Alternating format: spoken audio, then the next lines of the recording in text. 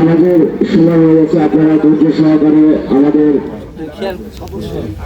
থানা বিএনপির সম্মানিত সাধারণ সম্পাদকের কথা শুনলে আমি সর্বপ্রথম শিমুলকুচি গ্রামে যারা উপস্থিত আছেন সবার কাছে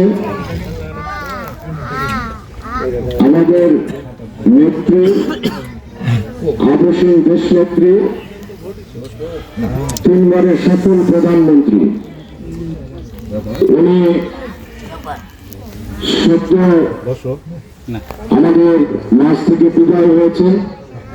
ওনার জন্য আপনাদের কাছে দোয়া চাচ্ছি। সেই সঙ্গে আপনারা সকলেই জানেন আগামী 12 ফেব্রুয়ারি জাতীয় নির্বাচন। এই নির্বাচনটা বাংলাদেশের জন্য, বাংলাদেশের গণতন্ত্র স্বাধীনতা রক্ষার জন্য অত্যন্ত গুরুত্বপূর্ণ একটি নির্বাচন। আপনারা সকলেই জানেন 18 বছর একটি স্বৈরাচার ফ্যাসিস্ট সরকার দ্বারা এই দেশ পরিচালিত হয়েছে। তারা দেশের স্বাধীনতা, সার্বভৌমত্ব এবং গণতন্ত্র এবং বাংলাদেশে যে ভোটের জাতীয় নির্বাচন সময় যে উৎসব মুখরভাবে অবাধ এবং সুষ্ঠু নির্বাচন হতো, সেই নির্বাচনকে তারা নষ্ট করে দিয়েছিল। সেই নির্বাচনের জন্য মানুষের গণমানুষের অধিকারের জন্য, এদেশের গণতন্ত্রকে ফিরিয়ে আনার জন্য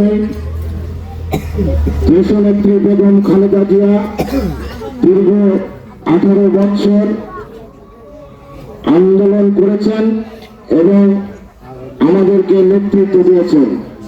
দেশনেত্রী বেগম খালেদা জিয়া অল্প একটা চাহিদা দিয়েছিলেন।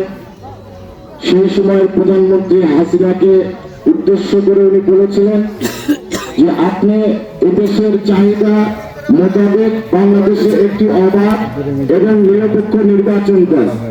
সেই নির্বাচনের মাধ্যমে জনগণ যাকে ভোট দেবে সেই রাষ্ট্র পরিচালনা করবে।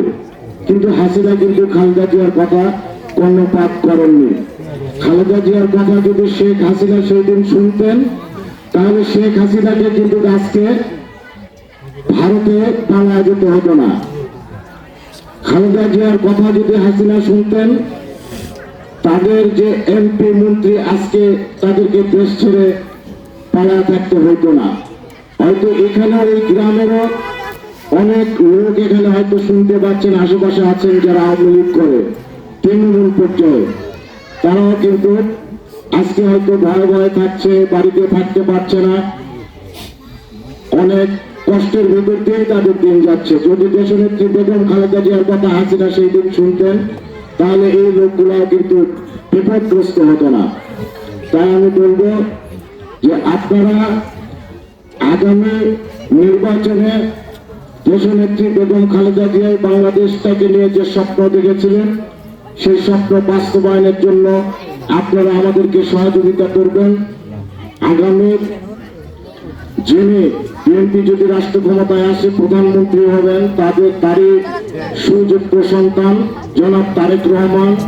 উনি দেশে এসেছেন এবং এই দেশকে নিয়ে উনি উন্নয়নের যে পরিকল্পনা করেছেন, সেই পরিকল্পনায় ইনশাল্লাহ আপনারা সকলে আমাদের সঙ্গে থাকবেন। আগামী 12 ফেব্রুয়ারি আপনারা বিএনপির সঙ্গে থাকবেন ধানের শীষের পক্ষে এবং আমাদের মনোনীত প্রার্থী এসএম রেজাউল ইসলাম রেজু ভাইকে ধানের শীষ প্রতীকে ভোট দিয়ে আপনারা জয়যুক্ত করবেন। এই আশাবাদ ব্যক্ত রেখে আমি শেষ করছি। আমিও এই গ্রামে চাষা যেরকম বললো যে উনি এখানে আসছেন, মাছ মারছেন, এই মারছেন, আমিও কিন্তু এই গ্রামে থাকছি। আমার আত্মীয় আহাদ আমার ভগ্নিপতি, আমিও ছোটবেলায় এখানে আসছি। যে পুলেট আছে আমাদের আত্মীয় স্বজন, আপনাদের আত্মীয়ের মতোই। আপনাদের কাছে অনুরোধ থাকলো আপনারা আগামী নির্বাচনে রেজুভাইয়ের পক্ষে থাকবেন, ধানের শীষের পক্ষে থাকবেন। ইনশাল্লাহ আমরা রাষ্ট্র ক্ষমতায় আসতে পারলে রাষ্ট্রীয় যে সুযোগ সুবিধা আসবে আপনাদেরকে ইউনিয়ন বিএনপির মাধ্যমে আমরা সেটা পূরণ করার চেষ্টা করব। সকলে দোয়া করবেন। আসসালামু আলাইকুম।